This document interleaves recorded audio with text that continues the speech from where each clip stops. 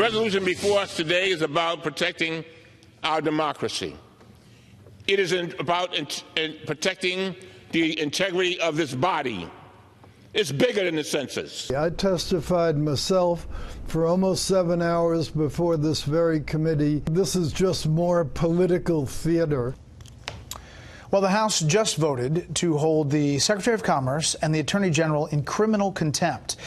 This after the Attorney General Barr and Secretary Ross sent a letter to House Speaker Nancy Pelosi saying, "We regret that the committee continues to recommend the House wield its criminal contempt authority, even though we remain willing to work toward an appropriate accommodation. By taking this action, the House is both unnecessarily undermining inter-branch comity and degrading the constitutional separation of powers and its own institutional integrity. There is no information to hide. There is no institutional integrities to preserve. Accordingly, we urge the House postpone the contempt vote." They didn't. They moved forward. Let's bring in our panel. Matthew Continetti, editor-in-chief of the Washington Free Beacon. Jonathan Swan, national political reporter for Axios.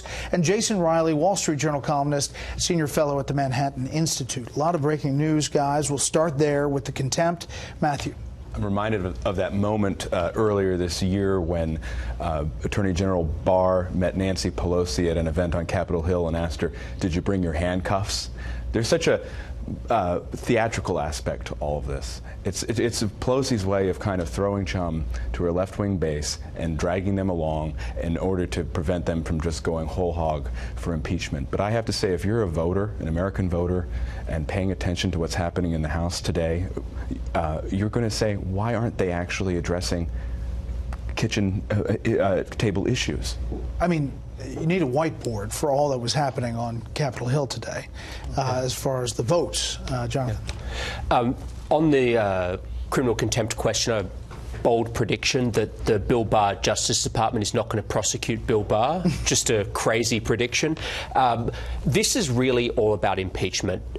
There are a number of Democrats now who believe that the only way to hold the president accountable is to open an impeachment inquiry and to do that, to do all the investigations channeled through that. And I think it's really striking today that this is such small ball for a lot of these members, and actually what it does is it drives the frustration levels up even further among the progressive flank. Every time these incremental actions happen, this is not satisfying them. You know, Matthew was saying, oh, you know, she's throwing chum, and that's what it is. But the chum is not satisfying the people for whom the chum is meant to satisfy. So you're mentioning impeachment. The effort to bring up articles of impeachment today failed in the House. The president reacting to that on Twitter, as he often does. Just moments ago, the United States House of Representatives has just overwhelmingly voted to kill the resolution on impeachment, 332-95 to 1. This perhaps the most ridiculous and time-consuming project I have ever had to work on. Impeachment of your president, who has led the greatest economic boom in the history of our country, the best jobs numbers, biggest tax reduction, rebuilt military, and much more, is now over. This should never be allowed to happen to another president of the United States again. Jason, he seems to be relishing this kind of fight that has developed.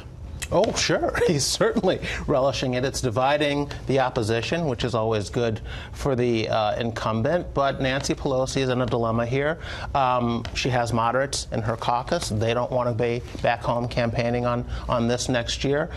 She doesn't think it'll help Democrats next year in the election. So she's trying to hold that off. But she has this progressive wing that wants to go there. And that's her dilemma right now. But all of these subpoenas and contempt citations, this is ankle biting on the part of Democrats. They won't really pull the trigger here with impeachment, at least not yet, and this is what they're doing in the meantime. When Republicans controlled the House, they cited Eric Holder.